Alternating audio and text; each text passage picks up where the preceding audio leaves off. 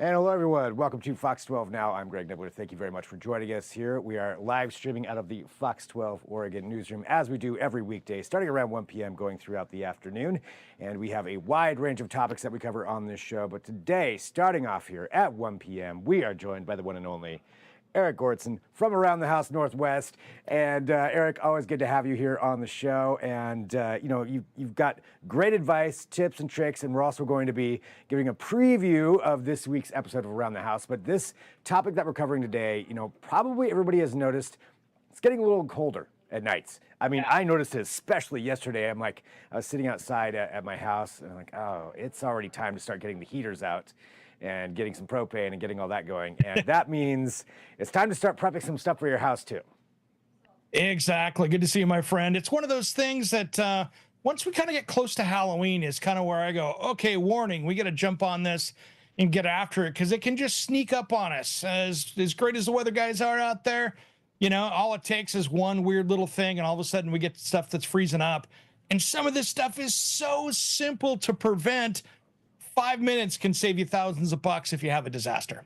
Yeah, I like that idea, saving thousands of dollars. That's a very good thing. So what are some of these things that, well, I'll say I need to be doing later on and everybody else as well?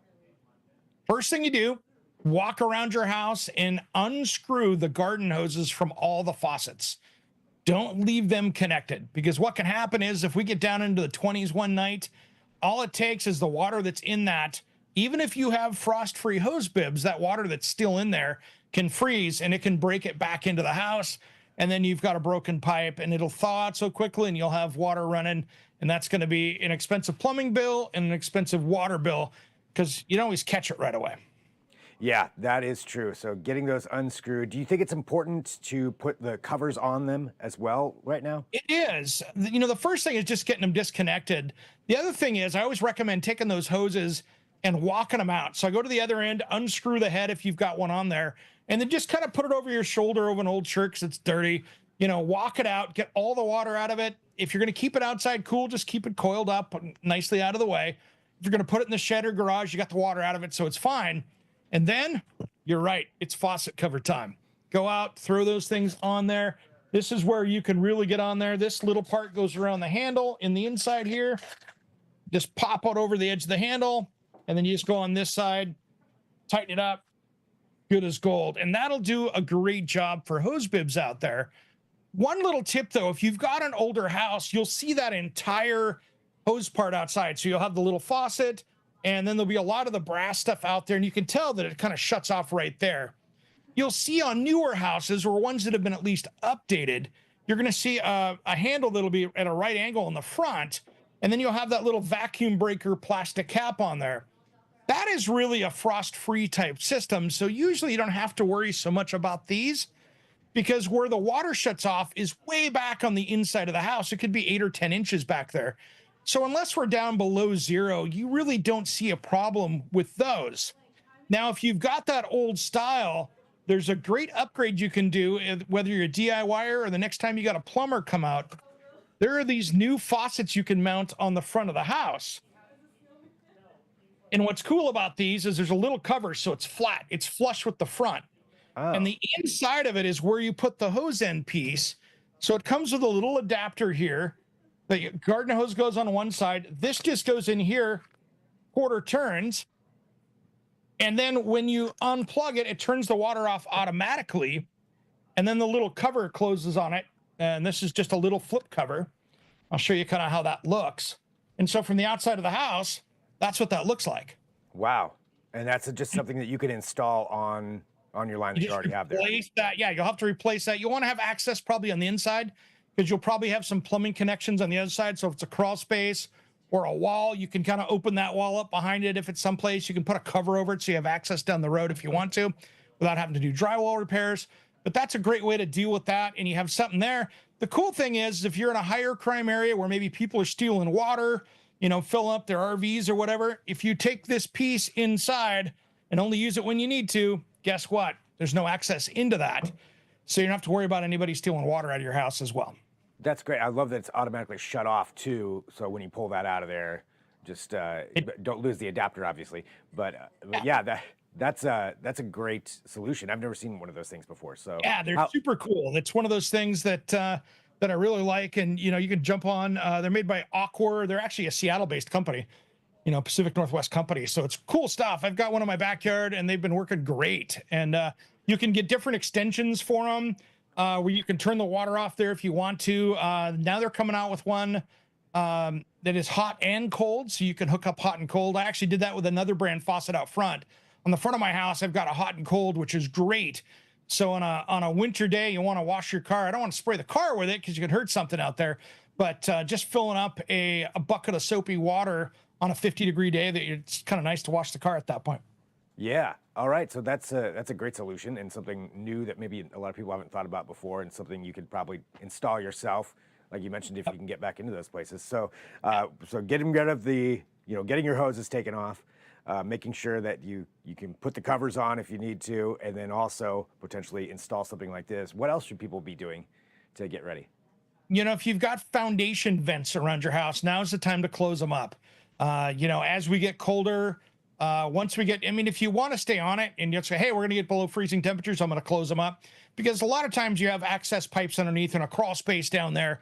And what happens is that cold air gets in there and they can freeze up. I generally like to keep those things open.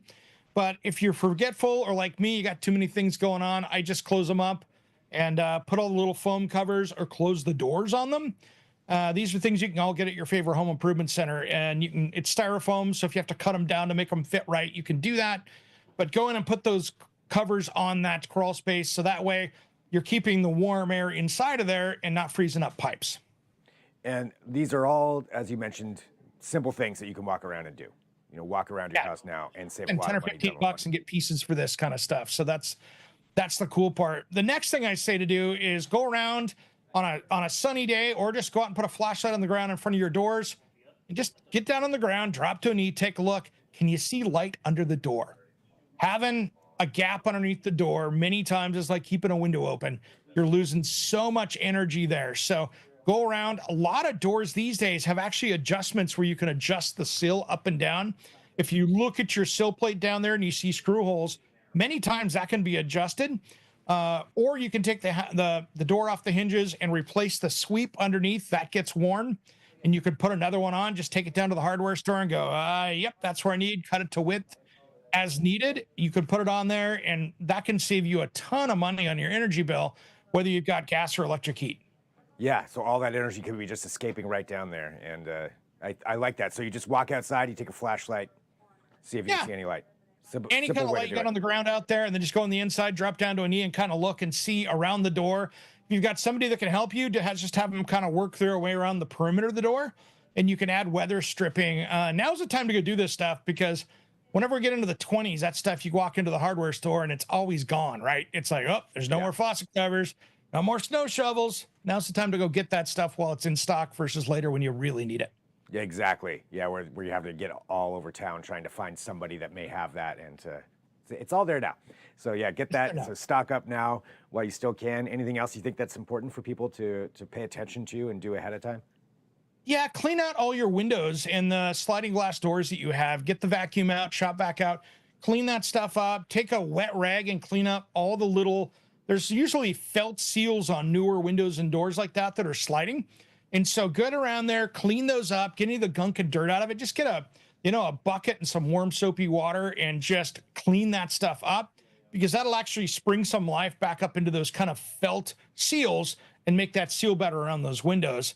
And all it takes is some dirt and grime and stuff to get in there, and they don't work as well. And that'll really keep the house from getting drafty. Nice. Okay, so again, an easy thing for people to do. Easy thing to go through it and take care of. And, we're not getting into these things where we're worried about pipes freezing so much, but it can happen when it's, 28 degrees outside for a few hours and somebody left the hose hooked up. When we get into December, January, February, even March, sometimes that's where we get really burned in most cases, where now you need to start letting the faucets run and all those other things that we can talk about when we get closer to that time. Yep, definitely. But something you could do right now just to get yourself prepared ahead of time is do that, because we know probably there's going to be a freeze that will happen at some point here. And I mean, it's inevitable, and you'd rather be ready now.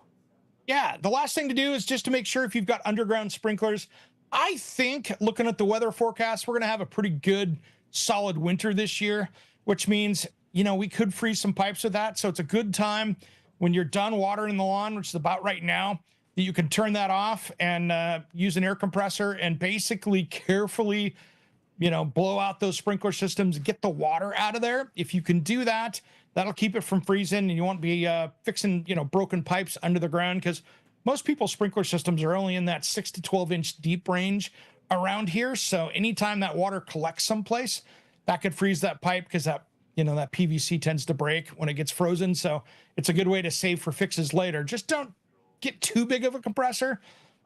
Add 40, 50 pounds of PSI to that and really just get it blown out. Let it just mist out all the rest of the water, and you'll be good to go. And then next spring you can turn it on and not really have to worry about frozen pipes. Yeah, not have to dig through your ground to try to figure out where that break is. Where's that bubbling up from, right? Oh, yeah. That much better just to clear it out right now. All right, well, some really good advice. And for everybody out there, too, feel free to share this segment as well, because if you know somebody, everybody should really be thinking about a lot of this stuff, because you're going to save energy some way, you would save some water or some pipes from breaking, lots of different ways to make sure that you're prepared. And I know we also have a preview of this week's episode of Around the House Northwest, or at least a little bit of what's going to be on there. We have a big event actually coming here, and she's going to kill me by saying this, but we have a Friday Cocktails with Julie segment in my show.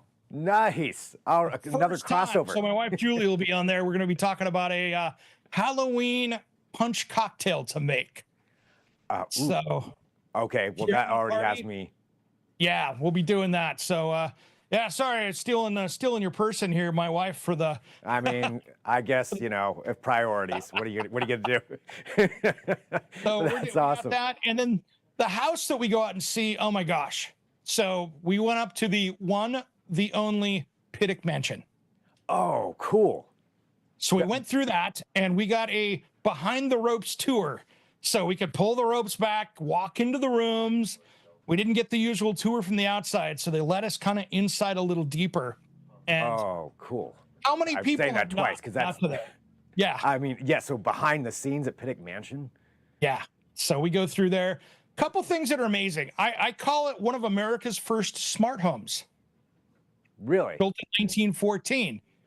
They have an intercom system that you can talk to the rooms between them. Think about that. And it's got like the old, earpiece, like when you talk into the wood phone that you would see on somebody's antique mall or a wall someplace.